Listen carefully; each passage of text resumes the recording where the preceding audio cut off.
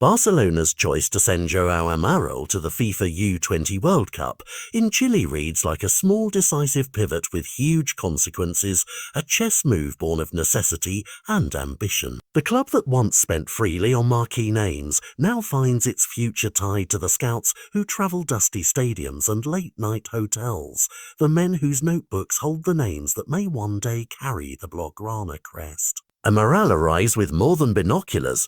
He carries a mandate: discover players who can step into Hansi Flick's plans and, crucially, be acquired at prices a strained budget can swallow.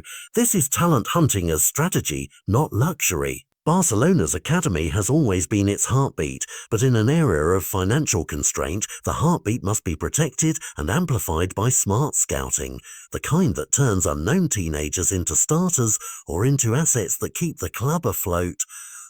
That's the math behind Amaral's trip. Find the ones who can be moulded, the late bloomers and the overlooked stars, the sort of prospects who can thrust the first team forward or be sold later for an essential profit. Amaral is not a headline coach or a flashy director. He is Deco's trusted operative, a figure whose appointment signals a deliberate return to old Barça instincts. Invest in vision, not vanity. He will not be alone.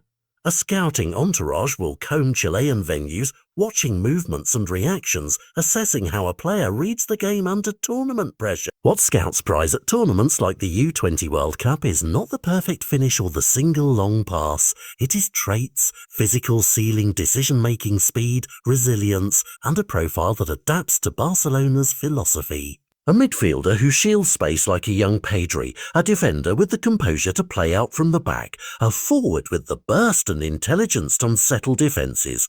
These are the blueprints. The club's recent history proves the payoff. Graduates and early discoveries can become beyond useful first-team pieces or the very sail that steadies the book. In that sense, Amaral's journey is both sporting and fiscal reconnaissance. He is hunting for talent that fits Flick's immediate tactical needs and the board's long-term balance sheet. Barcelona's gaze has extended particularly into markets where high potential meets lower transfer price tags, a region of opportunity that has produced gems in the past. Players like Rooney Bardet and others are evidence that investing in youth identification pays dividends on pitch and in ledger. For Flick, fresh young legs and fearless minds are not optional. They are the building blocks of a team that must compete at the highest levels while remaining sustainable. The story of this expedition is also human. For the teenagers who line up in Chile, Amaral's notebook could be the moment that splits life before and after discovery. A single standout performance on a foggy night can redefine a career and a club's trajectory. For Barcelona fans, the stakes are emotional and immediate.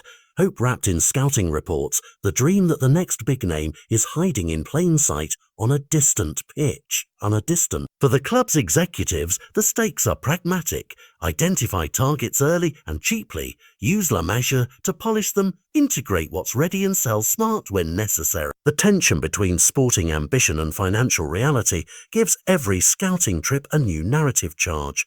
It's why Amaral's presence in Chile feels less like routine business and more like decisive action. In the weeks that follow the tournament, names will emerge in whispers and columns, agents will grin, and analysts will pass footage. The crucial task will be converting what scouting sees on a few intense matches into trustworthy judgments, the kind that lead to signings that feel like solutions, not risks.